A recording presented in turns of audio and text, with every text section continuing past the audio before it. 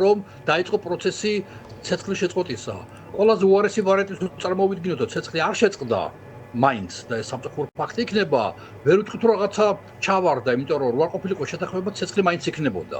ანუ სულ ცოტა მცდელობად მაინც ჩაეთვლებათ მხარეებს, რომ ცეცხლის შეწყვეტა სერიოზული გლობალური ფართომასშტაბიანი 30-დიანი ცეცხლის შეწყვეტაზე შეთანხმდნენ, რაც თავისთავად ცუდი სიახლე არა იმ ფონზე, რომ არჩევანი არის ცეცხლის არ შეწყვეტა საერთოდ და ამ ფონზე მნიშვნელოვანი იქნება თუ რატომ არ შეწყდება ცეცხლი და როგორც ჩანს უკვე უკრაინა თავიდანვე დათანხმდა ამ პირობებს მეტიც უკრაინა ჩაიტანა ეს პირობა შეიძლება ასე ითქვას უკვე საუდის არაბეთში მაშინ როცა ამერიკიდან ვაშინგტონიდან დაბრუნებული თქვათ ასე ზელენსკი რომელმაც ჩაუვარდა შეხვედრა ტრამპთან უკვე ევროპაში საფრანგეთისა და ბრიტანეთის პირობებთან შეხვედრის დროს იქ ჩამოყალიბდა სწორედ ეს პირობები გარკვეულწილად მოკლევადიანი შეთანხმება ჰაერში და ზღვაზე რო შეწყდეს ცეცხლი. ამიტომ უკვე მომზადებული იყო და უკრაინა წინასათანახმა იყო პირობებზე, რომელიც ევროპამ შესთავაზა და ამერიკამ გაიმეორა, რაც თავისთავად ცუდი არა ეს მეტყველებს რაღაც ერთობლივ პრობლემებს, ერთობლივ საკითხებზე. ეხლა ყველაფერი დამოკიდებულია რუსეთზე. გუშინ პუტინმა ბელორუსიაში საკმაოდ ორაზოვანი განცხადებები გააკეთა, კითხვები დასვა, რომელიც ჯერ კიდევ არ ქონდა საბოლოო პასუხი, იმიტომ რომ გზაში იყო სწორედ ტრამპის წარმომადგენელი, რომელიც დაესწრო რიადის შეხვედრას და ჯიდას შეხვედრას უпроსორად და დაელაპარაკა შეხვდა, უნდა შეხვდოდა პუტინს და პუტინმა მოვლენებს დაასწრო და უფრო ადრე გააკეთა კითხვები დასვა. ეხლა უკვე ამერიკის სპეცსამოადგენელი ბრუნდება ვაშინგტონში და ნახოთ რას ჩაიტანს პუტინისგან. მაგრამ მე მგონი რომ პუტინის ინტერესებში უნდა იყოს სულ ცოტა 30 დღე, ნუ რამოდენიმე დღე მაინც 15 დღე მაინც შეინარჩუნოს ცეცხლის შეწყვეტა, იმიტომ რომ წინააღმდეგ შემთხვევაში ამერიკა ჩავარდება თქვათ ასე გამოვალ მდგომარეობაში და იძულებული იქნება რუსეთის წინააღმდეგ განახორციელოს რაღაც სანქციები, რაც როგორც ჩანს ტრამპს ძალიან არ უნდა რომ რუსეთის წინააღმდეგ რაღაც სანქციები განახორციელოს. მე მაინც მგონი რომ რაღაც პარალელური კიდე არსებობს კონტაქტები პუტინსა და ტრამპს შორის და ხდება კოორდინაცია მათი მოქმედებებისა. აი ნახოთ მხოლოდ ნაწილი გამოდის მზის სინათლეზე, თქვათ ამ კომუნიკაციის ბანოპატა. სხვათა შორის არანაკლებად ძალიან დიდი მოლოდინი არის ტრამპის და პუტინის საუბართან დაკავშირებით, ხო, როდის შეიძლება შედგეს და რეალურად მაშინ ხომ არ შეიძლება რომ რეალურად გადაწყდეს ეს საკითხი, იმიტომ რომ ხედავთ რა სიგნალები მოდის, ეხლა პესკოვმა უთხრა ჟურნალისტებს, რომ ორივე მხარეს აქვსო გაგებაო, რომ ასეთი საუბარი აუცილებელია, თუმცა ყველაფერი მათ შორის საუბრის დრო განისაზღვრება მას შემდეგ, რაც ვიტკოფი გადასცემს ყველა გზავნილს უშუალოდ პუტინისგან ტრამპს. აი ამასთან დაკავშირებით რა მოლოდინი გაქვთ? ანუ რეალურად ამ საკითხს, ანუ პირადად ორი ლიდერი გადაწყვეტს, როგორ ფიქრობთ? აი ამ წინასაუბრებიდან რა დასკვნა გამოიტანეთ ამ პროცესში და თუნდაც პუტინის მხრიდან გაჟღერებული გზავნილების შემდეგ? ორი ლიდერი ვერ გადაწყვეტს, აქ მეორე მხარე ვაშინგტონი არა, მეორე მხარე უკრაინა. ცეცხლი უნდა შეწყვეტოს უკრაინამ და არა ამერიკამ.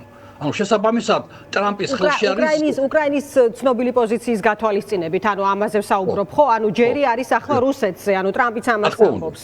დიახ, ამიტომ მას შემდეგ რაც ტრამპი გაეცნობა პუტინის პირობებს, წინადადებებს, მერე მოხდება უკვე ამის გაჟღერება და ამერიკის მხრიდან დათანხმება ან კორექტირება ამ პროცესის. მე მგონი რომ მაინც პუტინს არ აწყობს არანაირად ამ ეტაპზე, საწყის ეტაპზე რაღაცნაირად გააბრაზოს ტრამპი და დაიძულოს ტრამპი რომ რაღაც გარკვეული ნაბიჯები გადადგას რუსეთის წინააღმდეგ და თავდაპირველ ეტაპზე რუსეთი დათანხმდება, მაგრამ ეს ანიშნავს რომ ეს იქნება ბოლომდე. მე ღრმად ვარ დარწმუნებული რომ რამოდენიმე დღეში, ნუ ერთ კვირაში, ორ კვირაში შეიძლება ეს ცეცხლის შეწყვეტის პირობები დაირღვას, სწორედ რუსეთი მოიგონოს რაღაცა, ისეთი ხირკი ჩაიდინოს რომ შეეცადოს უკრაინას დააბრალოს რაღაცები. აქ რა თქმა უნდა კურსკის მოვლენებზე იქნება საუბარი. მე მგონი რომ შეიძლება რუსეთმა ცეცხლი არ შეწყვიტოს კურსკის ტერიტორიაზე მიმდინარე პროცესების გამო და მოინდომოს ტომარაში ალყაში მოაქციოს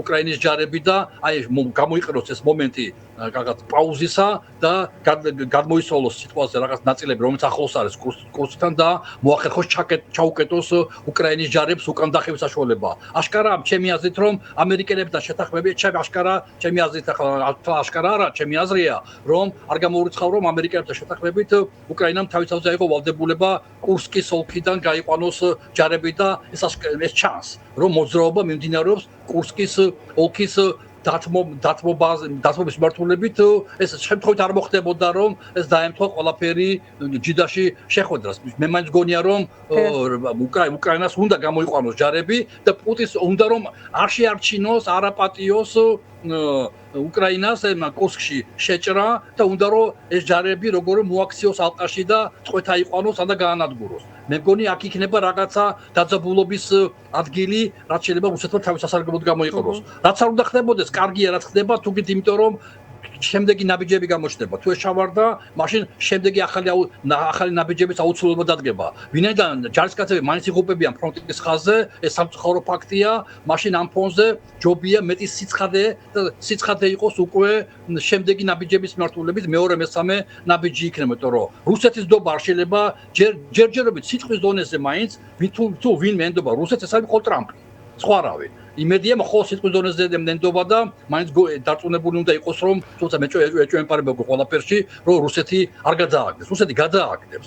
ეხლა სულ მალე რამოდენიმე დღეს ჩატარდება ჩინეთის, რუსეთისა და ირანის ხელმძღვანელების შეხვედრა. შემთხვევით არ ხდება ეხლა სწორედ. მე მგონი რომ აქ რაღაც ერთობლივ რაღაც პაქტი იქნება, ერთობლივი შეთანხმება იქნება, როგორ გაუმკლავდნენ ამერიკისა და დასავლეთის თქვათ ასე გამოწვევებს. ეს არანაკლებ მნიშვნელოვანია სხვა მოლაპარაკებთან შედარებით, ამასაც უნდა მივაქციოთ ყურადღება, როგორ დასრულდება მოსკოვი, პეკინი, ანკარის ბოდიში, თეირანის შეხვედრა და ბევრი რამე გამოიკვეთება. მე მგონია რომ რაღაც ერთიანი ფრონტით იქნება. ეს ერთი თვე ძალიან მნიშვნელოვანი იქნება, ვიდრე ეს ცეცხლის შეწყვეტის საკითხი იქნება დღის წესრიგში. იქნება თუ არ იქნება, როგორ იქნება თუ იქნება, რა პირობით იქნება და ასე შემდეგ, რა თქმა უნდა, ძალიან მნიშვნელოვანია შემდეგი სამშვიდობო პროცესების განსაზღვრისათვის და დაგეგმვისათვის. ბატონო, ევროპის ფაქტორზეც მინდა კითხოთ, ახლა ცოტა ხნის წინ გავრცელდა ინფორმაცია, რომ დიდი შვიდეულის წევრი ქვეყნების დიპლომატები შეთანხმდნენ რაღაც ერთობლივ განცხადების ტექსტზე, რომლის მიზანი არისო ერთიანობის ჩვენება, მას შემდეგ რაც ამერიკის მოკავშირეებსა და ტრამპს შორის რამდენიმე კვირა არის გარკვეული დაძაბულობა სხვადასხვა მიმართულებით, ხო? მათ შორის ეს იქნება ვაჭრობის, უსაფრთხოების თუ თავდაპირველად უკრაინასთან დაკავშირებული პოლიტიკის საკითხი. აი ამაზე რისი თქმა შეგიძლიათ? რა ტიპის ევროპის პერსპექტივაზე შეიძლება ვისაუბროთ ჩვენ არსებული სურათის გათვალისწინებით და აი ამ დაძაბულობის პერიოდში რა როლი უნდა ჰქონდეს რეალურად ევროპას?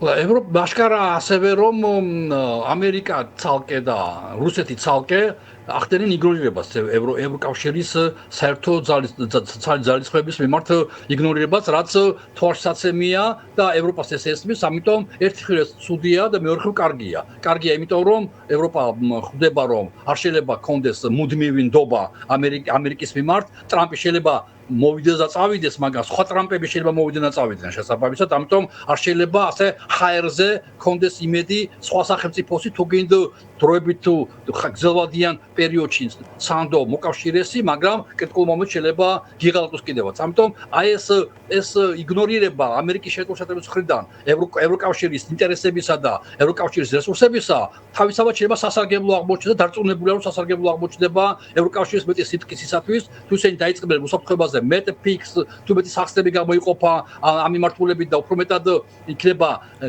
ჩართავენ თავიანთ მეზობლებს, ამ შემთხვევაში საქართველოს როლი იზრდება სხვათა შორის. ანუ შეგვეშინდება, როცა ლაპარაკი არის რომ ნატო შეიძლება დაიშალოსო. შეიძლება ამ კონტექსტში საქართველოს მიმართ ინტერესი მეტად გაიზარდოს, იმიტომ რომ უფრო კაფეო გამოჩნდება ევროპული, ევროცენტრისტული როლი საქართველოს მიმართ და კავკასიის მიმართ, ამიტომ ნებისმიერ შემთხვევაში ნატო იქნება ეს ერთი უპირატესობა, კონსტიტუციაში გვიწერია პირდაპირ ნატოში გაწევრიანება და მეორეა თუ ნატოს მიმართ ამერიკამ დაკარგა ინტერესი, ევროკავშირის ინტერესი უფრო მეტად გაიზრდება საქართველოს მიმართ და კავკასიის მიმართ, ამიტომ ამის არ უნდა შეგვეშინდეს.